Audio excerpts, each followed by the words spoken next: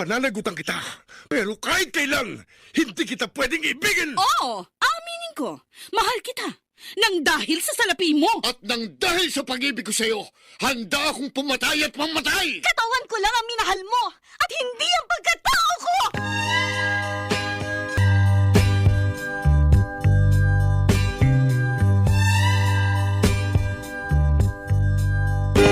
Kumusta po kayong lahat, mga giliw naming tagapakinig?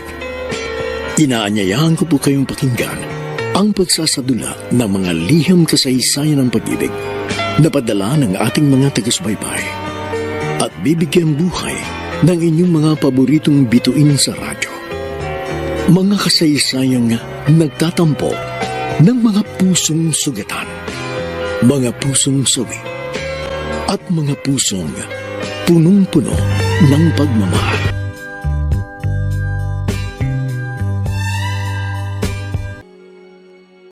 Maki, maayos na ba yung bulaklak sa entrance? Siguraduhin mong pantay yung arrangement, ha? Yes po, madam. Okay na. Oy, Buboy, hindi ba nahuhuli yung kitchen staff mo? On track ba yung mga nasa menu? Opo, ma'am. No problem dun. Malapit na mag-start yung event, ha? Nagdadatingan na yung mga ibang bisita. Kapag may problema, kahit gaano kaliit o kalakihan, ha? Make sure ipapaalam nyo sa akin. Yes, ma'am. Yes, ma'am. Okay, good. Let's get back to work, okay? Galingan nyo. Yes, ma'am. Yes, ma'am. Ano bang dapat kong i-check? Baka mamaya may nakalimutan ako. Excuse me, miss? Yes, yes, ma'am. Hinahanap ko kasi si Helen. Yes, ako po yun. What can I do po? Ikaw ba si Helen? Hi, I'm Marisa, anak ng may birthday. Yung kapatid ko yung nakakausap mo in person, pero ako yung paminsan-minsan tumatawag sa opisina.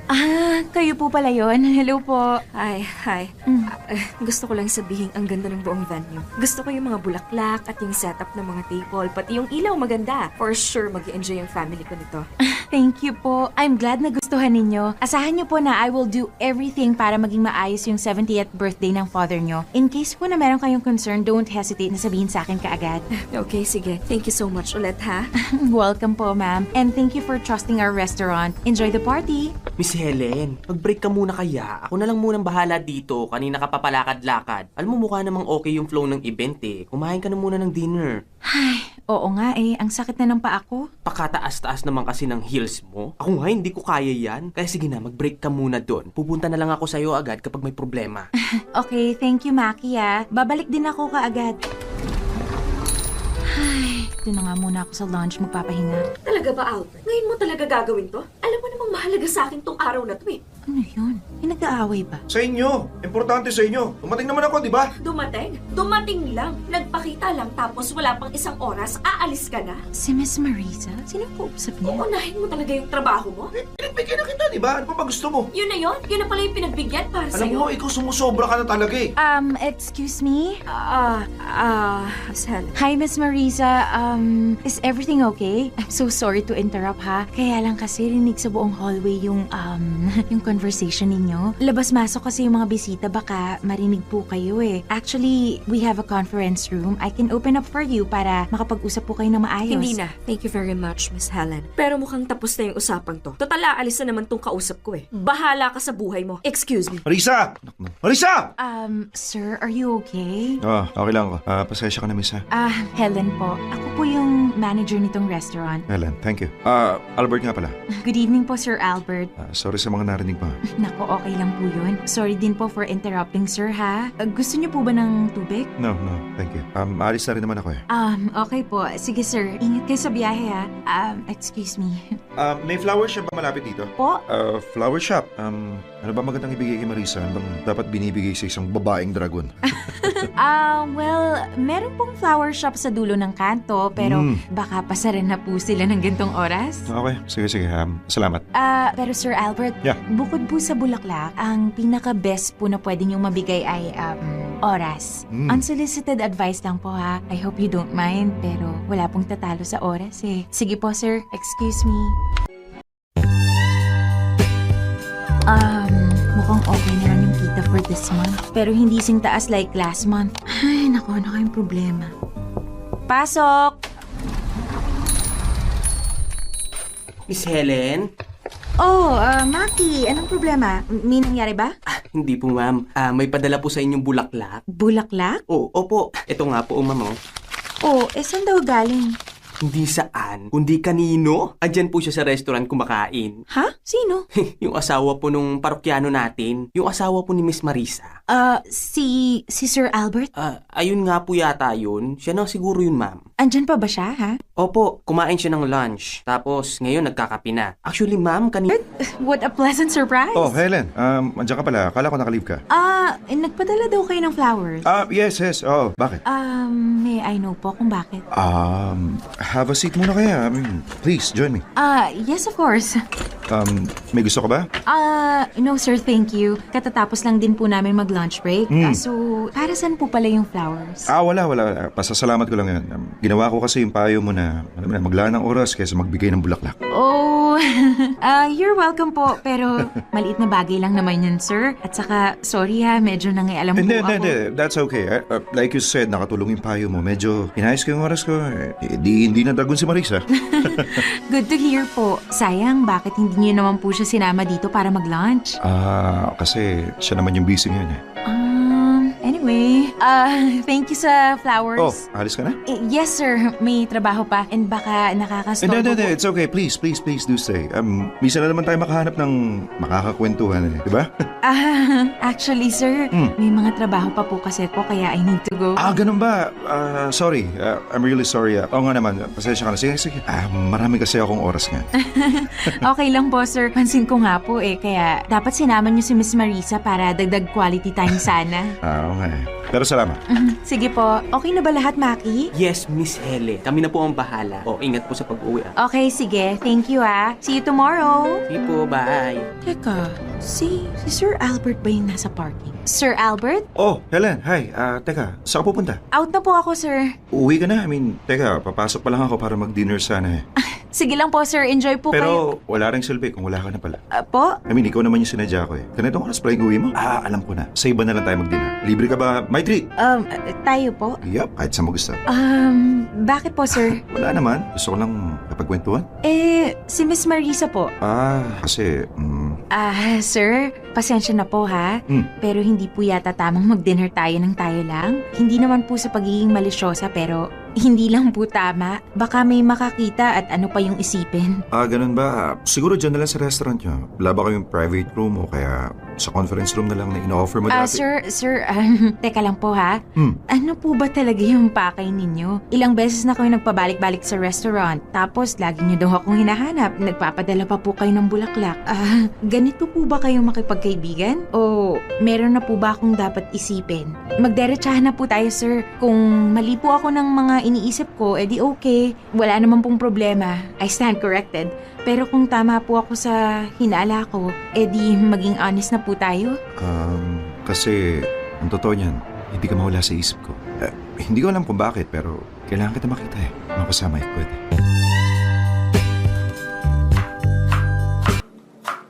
Gusto mo ba gawin kong maanghang to?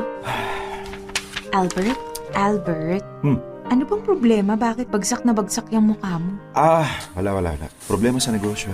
Oh, anong nangyari? Kwento mo na. Mas gusto ko kapag marinig ko yun kaysa sa buntong hininga mo. Dami kasing detalye, pero I mean, in short, kulang ako sa pera, kulang sa budget. Kailangan bayaran sa supplier, short ako ng 100,000.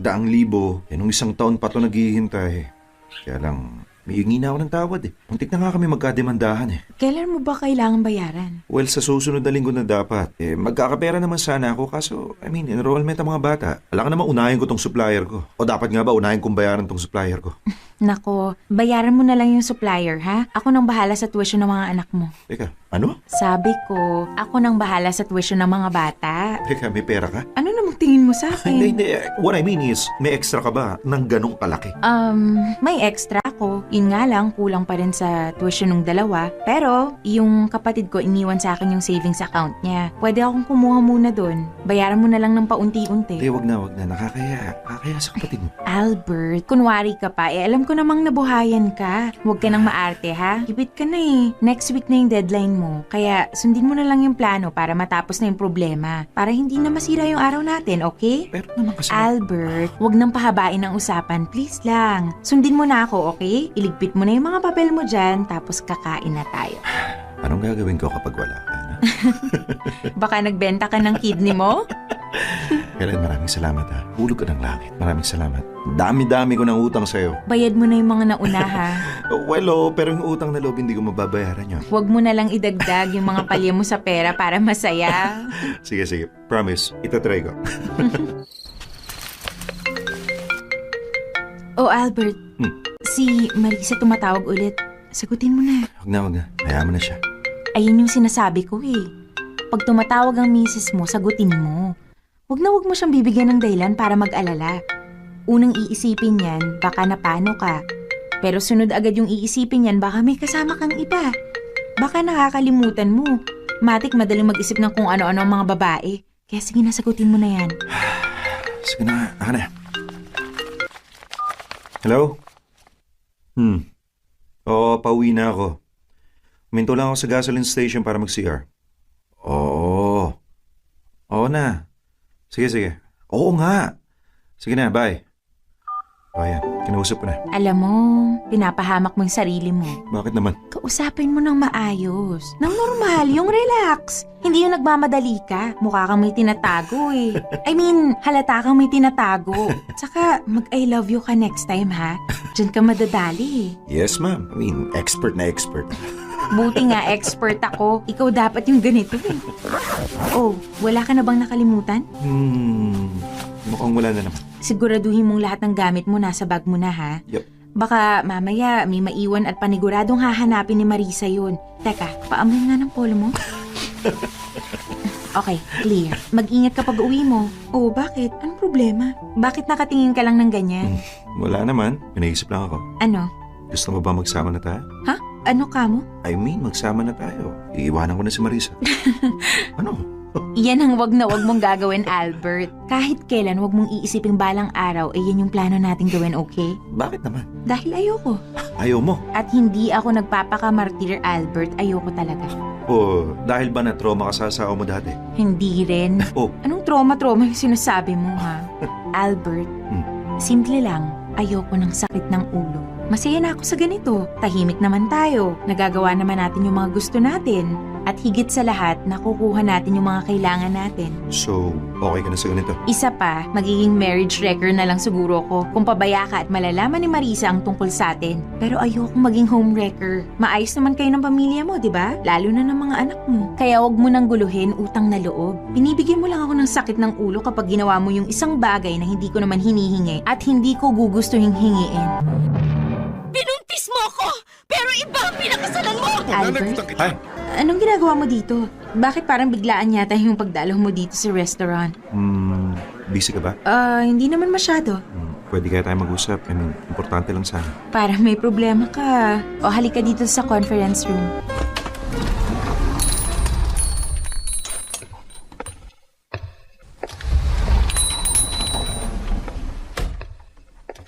Umupo ka. Anong problema? Wala namang problema pero baka magkaroon. Malapit na. Sige lang, ikwento mo.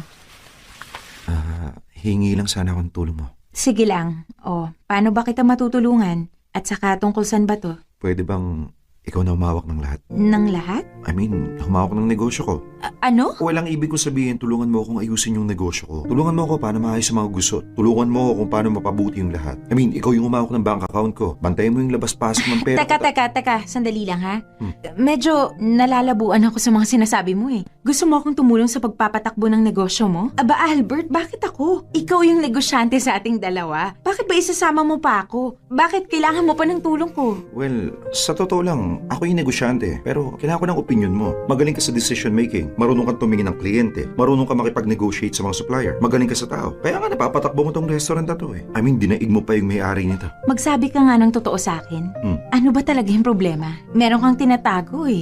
At wag mo nang tangkaing mag-deny dahil kilala kita. At kung gusto mong tulungan kita, ilapag mo na lahat ng baraha mo. Dalian mo Albert ha, tumatakbo ang oras. Yan ang gusto ko sa'yo. Kaya dapat kasama kita sa negosyo. Ano nga, dali. Well, tagilid yung negosyo ko ngayon. Well, sabihin na lang natin na kapag hindi ko ginawa ng paraan, baka mabankrupt ako. Mabaon sa utang. I mean, baka mawalan pa ako ng bahay. Paano ka napunta sa ganyang sitwasyon? Sige nga. Eh, panganay ko kasi, pumalpak dun sa isang kliyente. Ayun, malaking binayaran namin at may utang pa. Yung pangalawa naman, maraming trabahong iniwan. Tapos nagbakasyon, nag-soul searching daw. Kulang ako sa tao. I mean, hindi ko na alam kung anong gagawin ko. Oh, ano sabi ng asawa mo? Ni Marisa? Wala naman pakialam yun sa trabaho ko eh. Basta nag-uuwi ako ng pera, pwede na siya. Mangingialam lang yan kapag nagkulang ako ng bigay. Pag wala ako ng bigay. Kahit man lang sa mga anak nyo? Hindi ka man lang niya ba tinutulungan? Eh, Diyos ko, alam mo masyadong malambot yung puso nun sa mga anak namin. Kahit pa nagtatrabaho na yung dalawang mas matanda, alam mo, binibaby pa rin niya eh. So, anong gagawin ko? Sige? Subukan mo munang ipasok sa negosyo yung asawa mo. Ayaw niya. Wala siyang alam. At lalong wala siyang pakialam. E di sana nag-hire na lang ako ng business graduate talaga. I mean, hindi mo ba naiintindihan, Helen? Wala na nga ako maaasahan. Wala nang ibang nakakaintindi sa akin. I mean, ikaw na lang. Kaya please lang. Nagmamakaawa ako. Tulungan mo ako, please. Paano tong trabaho ko? Ayokong iwan to eh. Mahal ko to. E di makikihati ako ng oras. Subukan lang natin. Tignan natin kung saan tayo dadalhin. Albert? Teka, anong oras na? Alas 2 na pala ng madaling araw. Bakit nandito ko pa sa bahay ko? Dapat kanina ka pa nakauwi ah. Ayoko munang umuwi. Problema lang yung abuutan ko dun eh. Bakit? Anong nangyari? Nalaman na ni Helen yung pinaggagawa ng mga anak niya. Pinagalitan ba niya? Galitan niya. Ako. Kalahin mo yun? Yung mga anak niya yung pumalpak, ako pa yung sinisigaw-sigawan? Kesyo bakit daw binigyan ko ng mahirap na trabaho? Eh baka daw masyado ko na na-pressure, dapat daw tinuruan ko na maayos. Tapos kung ano-anong walang kakwenta-kwenta mga sermon, nakala mo alam niya lahat na dapat ginagawa ko. Galing di ba? Namumroblema na nga ako, dinadagdagan pa niya. Kakabuisit. Shh! Ano ba? Relax ka lang. Ay, kahit ganun, kailangan mo pa rin umuwi. At sinong gaganahang umuwi sa bahay na yun? Sa pamilyang puro problema yung dala. Sige. Kahit naman nandito ka kasi, hindi naman mawawala yung problema mo eh. Ganun din Oo yun. nga, pero at least dito makakapagpahinga ako. At least dito tahimik at malaking tulong na rin yun. Kasi konting-konti na lang, baka mabaliw na ako. Albert, Oh. baka magtanong si Marisa kung saan ka nagpalipas ng gabi. Baka maghinala siya. Then wala akong pake. I mean, sana nga maginala na siya eh. Sana malaman na niya to para maisip niya sa ginagawa niya at mga anak niya, kayang-kaya ko silang iwan. At yan naman yung ayokong mangyari. Sige, dito ka muna. Pero siguraduhin mo may planchado kang alibay pag uwi mo. At yung tungkol sa problema sa negosyo, huwag mo munang isipin yon. Tutulungan na kita. Gagawa na natin ang paraan lahat ng problema mo. Ano pat nagkaroon ka ng 2 babae sa buhay mo kung parehas naman kaming walang silbi, di ba? Helen! Si Albert? Teka, anong oras na ba? Helen! Alas 11 na. Helen, si Alberto! Albert, anong oras na? Pasok ka. Salamat. Oh, teka. Ano yung dala mo? Maleta?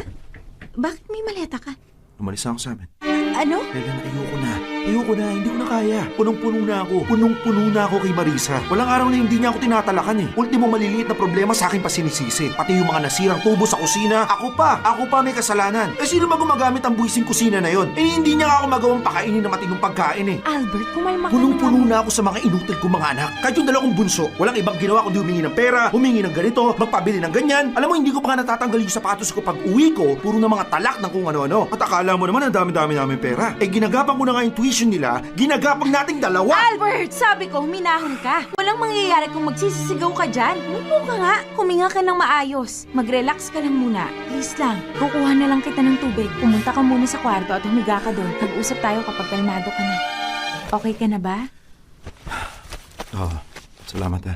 Pasensya ka na, nakatulog ako. Anong oras na ba? Alas 2 na ng madaling araw. Mabuti pala, pinahiga muna kita.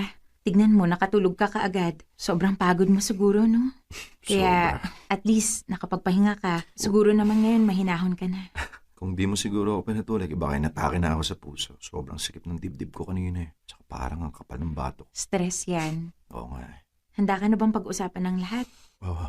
Albert, hindi ka pwede rito. Hindi mo pwedeng iwan yung pamilya mo. Helen, narinig mo ba yung mga sinabi ko kanina? Oo naman. Ang lakas-lakas nga ng boses mo eh. Bakit ayaw mo ako ngayon sa gusto kong gawin? Hindi ko aabandonahin yung mga bata. Aalis lang ako sa bahay. Ihiwalayan ko lang si Marisa. Well, kaming dalawa lang yung maghihiwalay. Hindi na ako masaya, Helen. Hindi na. Marami ka lang problema. Pero hindi ibig sabihin nun, hindi ka na masaya. Marami lang kayong naging away. Pero hindi ibig sabihin nun, hiwalayan yung solusyon. Teka, alam mo hindi kita maintindihan. May relasyon tayo. 5 taon na tayo. Pero bakit ni minsan hindi mo hiniling sa akin piliin kita? Naiwan ko sila para sa'yo. Kasi hindi yun yung kailangan ko.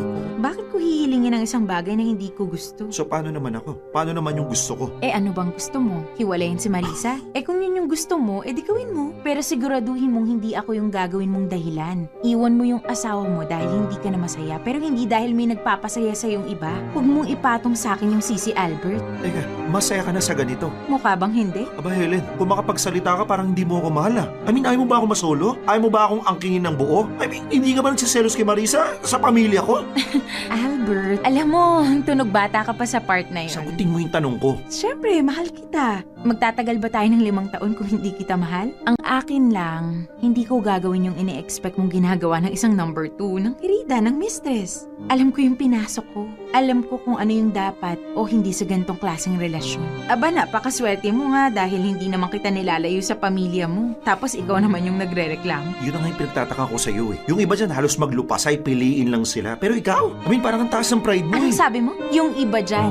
Kinumpara mo talaga ako sa iba dyan. Ang ibig ko lang sabihin... Aba, ang kapal naman ng mukha mo. Gusto mo talagang maglupasay rin ako? Gusto mo bumaba ako sa ganong level? Para ano? Para masabi mo sa sarili mo kung gaano ka kamahal ng babae, kung gaano ka kagwapo. Hindi ganun, Helen. Ano ngayon kung mataas yung pride ko?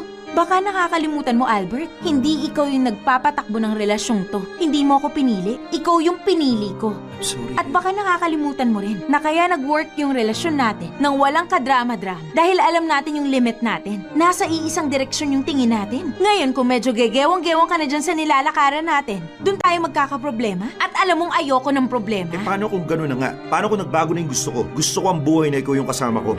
Albert, nasasabi mo lang yan dahil hindi mo pa nakikita yung sakit na gagawin ng pamilya mo. Sige, wag na si Marisa. Sa mga bata na lang. Lalo na yung dalawang nag-aaral pa. Kaya ba ng konsensya mong masira yung pamilyang inaasahan nila? Hindi kaya ng konsensya ko yun. Kung ikaw kaya mo, aba may problema sa'yo. Bumalik ka na sa asawa mo. Bumalik ka na sa mga anak mo. Babae lang ako, Albert. Oo, marami akong kayang ibigay sa'yo. Pero marami din silang katangian na hindi mo makikita sa akin. Okay na tayo, Albert. Okay naman yung lahat eh. Huwag mo nang sirain ang dahilan sa akin. Pasok! Helen? Oh, Maki, bakit? Ma'am, may bisita po kayo? Ayun na ba yung nag-i-inquire sa function room natin? Hindi po ma'am, si Miss Marisa po. Sige, papasukin mo na. Salamat. Okay po, teka. Tuloy po kayo, Miss Marisa. Maki, dalhan mo naman kami ng juice, please. Sige po. Miss Marisa, have a seat. Salamat. Ano pong atin? Bago ang lahat, huwag ka na magpanggap. Kilala kita. Alam ko kung ano ka sa buhay ni Albert. At alam ko kung gaano ka nakatagal na parang ahas na nakapulupot sa kanya. I understand. Alam kong alam mo na. Kitang-kita naman sa mukha mo pagpasok mo pa lang. Ano bang sadya niyo dito, Miss Marisa? Paano mo na-atim, ha? Paano mo na-atim na makisabit sa pamilya ng may pamilya? Paano mo na-atim maging isang kirida? Anong meron sa'yo? Bakit baliw na baliw sa'yo si Albert?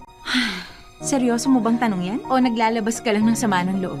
Bakit? May matino ka bang maisasagot doon? Siguraduhin mong hindi ako matatawa, ha? Simple lang. Utak yung ginagamit ko at hindi ng puso. Utak? May utak ka? Kung may utak ka, hindi ka magiging kabit? Kung wala akong utak, baka wala ka ng asawa ngayon, Miss Marisa. Anong sinabi mo? Alam mo ba kung bakit naghanap ng iba si Albert? Ipapaliwanag ko sa'yo. Una sa lahat, dahil mahina ka. Sa tinagal ng panahon na alam mo yung tungkol sa amin, ngayon ka lang nagpakita sa akin? Ngayon mo lang ako sinugod? No, hindi sinugod. Ngayon mo lang ako dinalaw. Bakit? Bakit ngayon ka lang nagpakita sa akin? Niwala kang sinabi kay Albert na alam mo na? Natatakot ka ba? Hindi ako natatakot sa'yo. Hindi sa akin. Pero natatakot ka na baka iwan ka ni Albert. Kaya hinayaan mo na lang magpatuloy ang lahat. Hindi takot yon, Helen. Pagtitiis. Eh bakit ka magtitiis? Kasi natatakot ka. Pangalawang dahilan bakit naghanap ng iba si Albert. Kasi mahina siya. Ang hina ng loob niya. Ang hina niya sa temptation. Ang hina niya. In short, pareho kayong mahina. Kaya nga hindi ko siya kinukuha sa iyo eh. Bakit ko kukunin ang taong nagtaksil na sa iba? Kaya pasalamat ka sa akin, Marisa. Hindi ko sinisira ang pamilya mo. Impacta! Sa ginawa mong yan, tingin mo hindi pa sira yung pamilya ko? Sira ba? Eh sa'yo pa naman siya umuwi, di ba? Nagsasama pa rin kayo. Wala pa rin namang alam ang mga anak niyo. Buong-buo pa rin kayo. At anong gusto mo? Magpasalamat ako sa'yo? Tanawin kong utang na loob yung pagiging mabait mo, ha? Hindi naman. Ang akin lang, huwag akong sisihin mo. Sisihin mo si Albert. Sisihin niyo yung mga sarili ninyo. Kasi kahit 100 ako pa ang hirap mo kay Albert, kung masaya kayo, kung maayos kayo, walang mabubuong kahit ano sa pagitan namin. Kabit na kabit ka talaga kung magsalita. Baka ikaw yung hindi masaya. Kaya sa dinami-rami ng lalaki, sa may asawa ka pa pumatol. Oo nga eh. Feeling ko nga rin naging malungkot ako kaya ako pumatol kay Albert. Pero hindi pa naman ako ganun kamiserable para agawin siya ng tuluyan sa inyo. Ang kapal ng mukha mo! Alam ko yun. Pero alam mo naman siguro yung kapal ng mukha kong to ang bumubuhay sa inyo.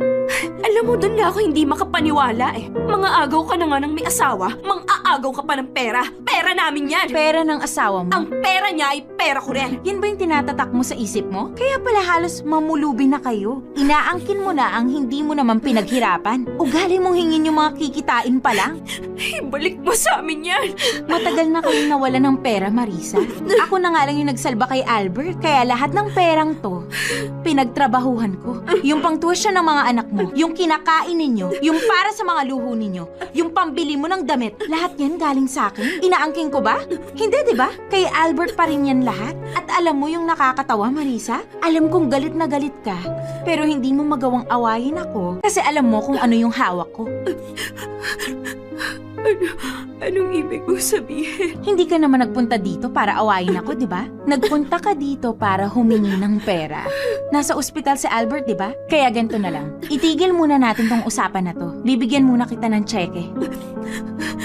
Magkano ba? 50? 50,000? Ah, teka. Ayan, si Albert muna yung asikasuhin mo. Kapag magaling na siya, saka ka bumalik sa akin. Saka natin ituloy yung usapan na to.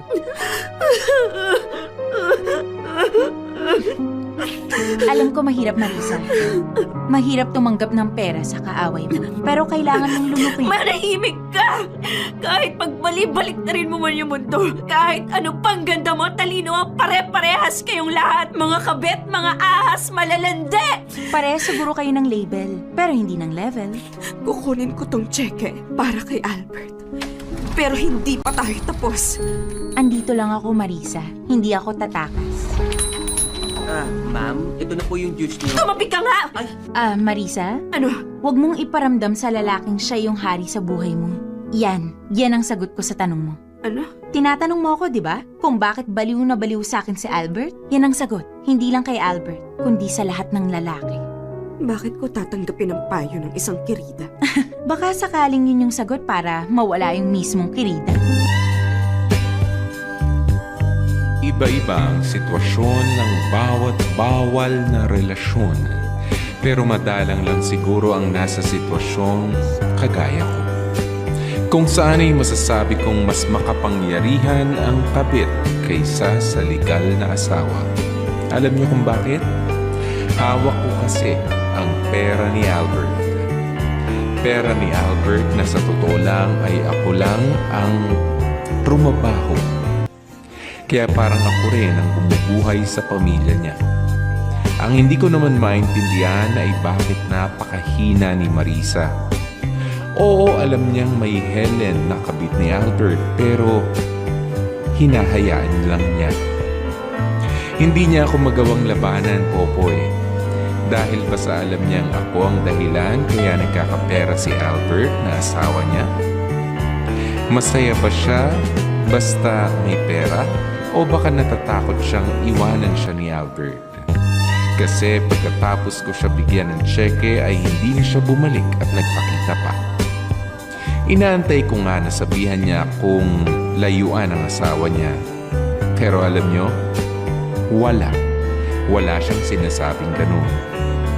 Ano man ang dahilan, isa lang ang masasabi ko. Kung ako ang nasa sitwasyon ni Marisa, ay hindi ako basta-basta tatahimik na lamang.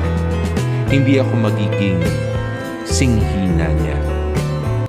Kaming tatlo ang responsable kaya napunta kami sa ganitong klase ng sitwasyon. Natukso si Albert, bumigay ako, at pinayagan naman ni Marisa ang lahat na mangyari. Hanggang dito na lamang ang kwento ko, Popoy. 6 na taon na kami ni Albert at mukhang walang magbabago anytime soon. lubos na gumagalang, Helen.